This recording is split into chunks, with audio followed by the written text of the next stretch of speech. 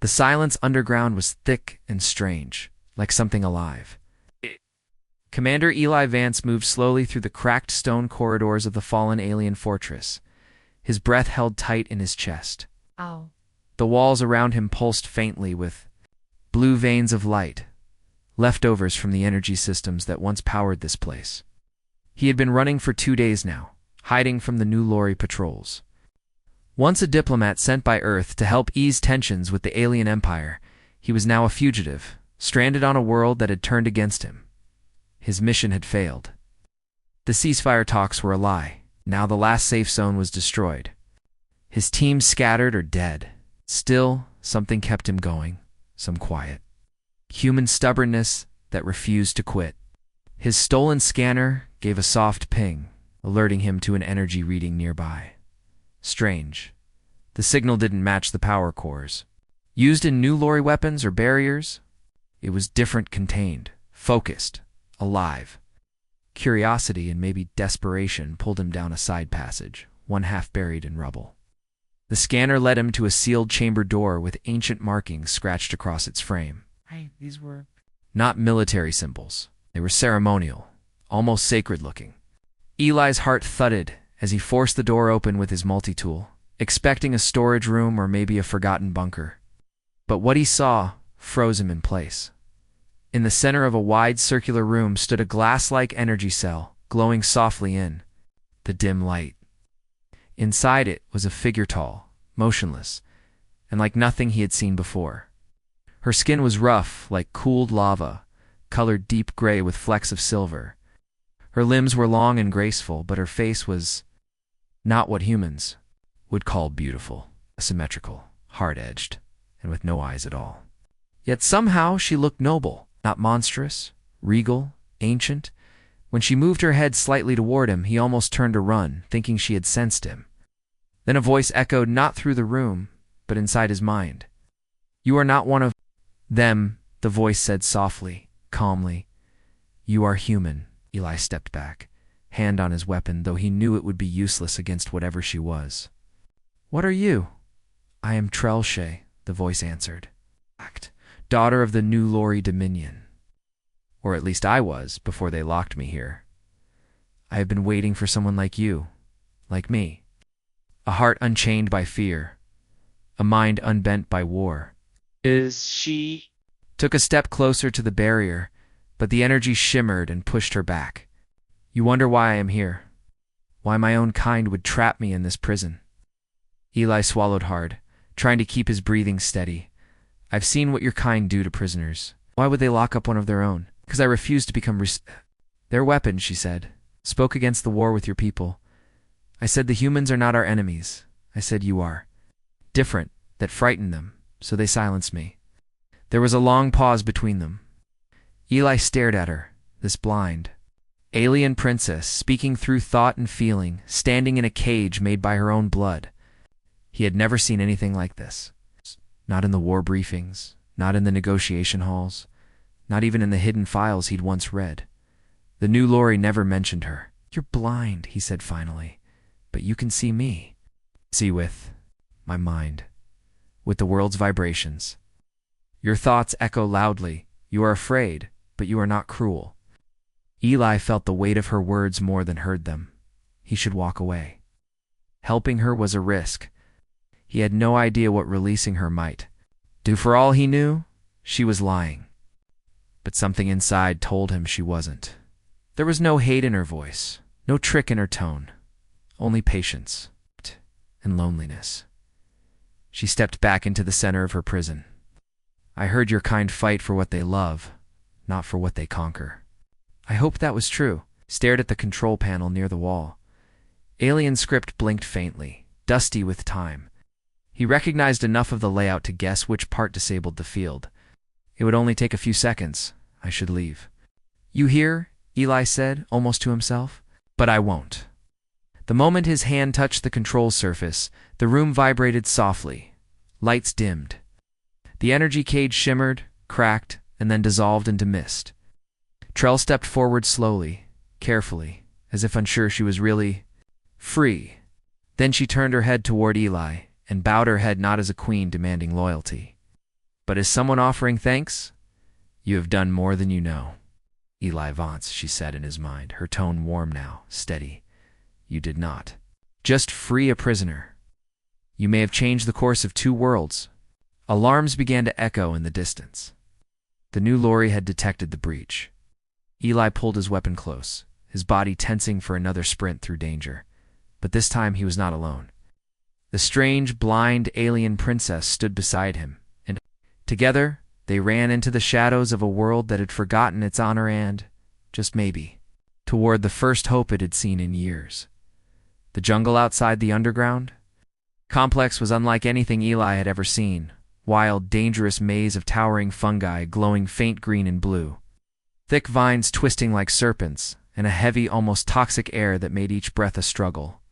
The ground was littered with bleached bones, remnants of long-dead warriors from both human and New Lori sides, tangled in the underbrush and half-buried in strange mosses. Eli glanced nervously around, gripping his weapon tightly, but it was the figure beside him that captured his full attention. Princess Trelche moved with an eerie confidence, despite the fact that she had no eyes to see with. Instead, she seemed to sense the jungle's every motion, her face calm and focused, as if the forest itself spoke to her in a language beyond sight. This place is alive, she said quietly, her voice echoing in Eli's mind. Not with eyes, but with feelings and vibrations. She reached out with her mind, guiding Eli step by step through hidden dangers he could not perceive. Every so often, she would pause and murmur a mental warning, steering him clear of traps the new lorry had set long ago to catch unwary trespassers. The more Eli observed her, the more he realized her psychic awareness was far beyond any technology he had ever used, more reliable than any scanner or drone.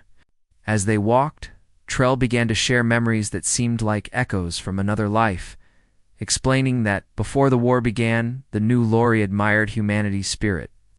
We saw your art, your music, your courage, she revealed, her tone tinged. With sadness, there was hope for peace once. But fear grew like a poison in our halls. Propaganda twisted our minds, turning admiration into hatred. Eli listened intently, imagining how 2 worlds once so full of promise had spiraled into conflict and mistrust. She recounted how she had spoken out against the war, how she had pleaded with the Council of Elders to seek peace, only to be branded a traitor. Trusted advisors, once friends, betrayed her by locking her away in the underground prison. Eli felt a pang of sympathy for the blind princess, trapped not just in a cell, but in a web of betrayal and sorrow. Suddenly, a low growl shattered the uneasy silence. Eli froze, scanning the dark shadows with his weapon ready. From the bushes emerged a native predator's leak, with razor-sharp claws and glowing eyes that pierced the dim light. The creature was unlike anything Eli had seen, swift and deadly. Trell remained still, her mind reaching out to the jungle's vibrations, warning Eli in a rush of psychic images. Without hesitation, Eli remembered a small tech device in his packhand, improvised sonic trap he had built long ago for emergencies. With trembling hands, he set it down and activated it. The device emitted a high-frequency pulse that confused the beast, causing it to retreat, growling into the shadows. Trell nodded approvingly, impressed by human ingenuity and quick thinking. As they caught their breath, Eli realized that despite their differences, they were both exiles cast out by their own people for choosing a path others refused to follow. Their shared struggle formed a fragile bond, a silent understanding that went beyond words. In the heart of a hostile jungle, 2 unlikely companions moved forward together, each guiding the other through darkness toward an uncertain future. Would their combined strength be enough to survive the dangers ahead and change the fate of their worlds? Only time would tell. The ruined communications outpost lay deep in a forgotten valley, its walls cracked and half-buried beneath layers of dust and alien moss. Eli Vance carefully checked the battered equipment, hoping to send a distress signal to the orbiting human. Survivors still circling above the hostile planet, the storm overhead churned violently, dark clouds swirling with static energy, threatening to cut off any chance of contact. As Eli worked, his hands trembled not just from exhaustion but from the weight of what was at stake. Nearby, Princess Trelche stood quietly, her blind eyes sensing the rising tension in the air. Suddenly, a bright pulse of solar radiation struck the outpost with a crackling surge, frying the delicate circuits Eli had desperately tried to repair. Sparks flew, and the communication system went silent. Ili's heart sank. "No," he whispered, staring helplessly at the dead screen. "We're trapped." Trell moved closer and placed a hand on his arm. Her voice came to him not through sound but through a soft mental link that pulsed with urgency. "There is one way, but it is forbidden. A psychic flare sent into the void beyond this world. It may reach your people, but it will cost me dearly." Eli shook his head fiercely, the fear clear in his thoughts. "You've already risked too much. Don't do this for them, for you." Her reply was steady, yet filled with a deep sadness. "When you freed me, Eli, it wasn't my life you saved. It was my hope. If I fail, then all is lost. But if I succeed, there may still be a chance for peace." The storm outside grew louder, wind rattling the broken windows and shaking the ancient beams. Time was running out. Together, they devised a plan combining human technology and New Lori's psychic power in a desperate attempt to amplify the signal. Eli carefully connected his translator neural node to Trail's psychic core, bridging two very different forms of communication. The process was painful for her entire being glowing faintly as waves of mental energy surged outward, cutting through the chaos of the storm. Eli held her steady, whispering encouragement as her strength waned. Outside, the sky erupted in violent lightning, each flash illuminating the ruined valley like a brief beacon. Their energy merged into a single pulse, a message of hope sent across the vastness of space. Then, silence. Both collapsed, utterly drained by the effort. Eli caught her as she fell, whispering words of comfort, praying the signal would be heard. Moments stretched like hours, the storm howling around them, when suddenly a distant hum grew into the unmistakable roar of a human gunship breaking through the clouds. Rescue had arrived at last, just in time. As the ship's lights bathed the outpost in warmth and safety, Eli looked down at the blind princess beside him and knew their journey was far from over. But the first step toward a new beginning had been taken. The hum of the engines aboard the human outpost ship was steady, but inside the command deck, tension filled the air like static electricity. Trelche, the blind alien princess, sat quietly in a secure chamber, her hands folded in her lap, face calm but unreadable. Around her, military officers paced and whispered, their eyes filled with suspicion. She was an unknown variable, potential threat, or a valuable key to ending the long, brutal conflict between humanity and the New Lori Dominion. The council had gathered quickly, their faces grim, as they prepared to interrogate her. Commander Eli Vance stood nearby, his jaw tight with worry. He knew the truth about Trell, about how she had risked everything to send the psychic signal that saved them.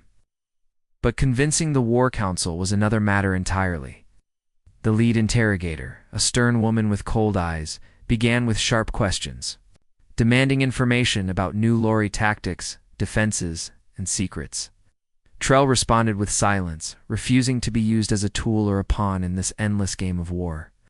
Her silence frustrated the council, feeding their distrust. Lee stepped forward. When the questioning paused, his voice steady but passionate. "We cannot treat her like the defeated enemy," he said, meeting the eyes of the commanders. Trell chose to stand against her own people for peace. "If we lose sight of what makes us human, our mercy, our hope, then what are we fighting for?" His words echoed through the room, drawing uneasy looks. A high-ranking general, a man with a worn face marked by loss, nodded slightly and spoke quietly. "I lost my daughter in this war," he admitted.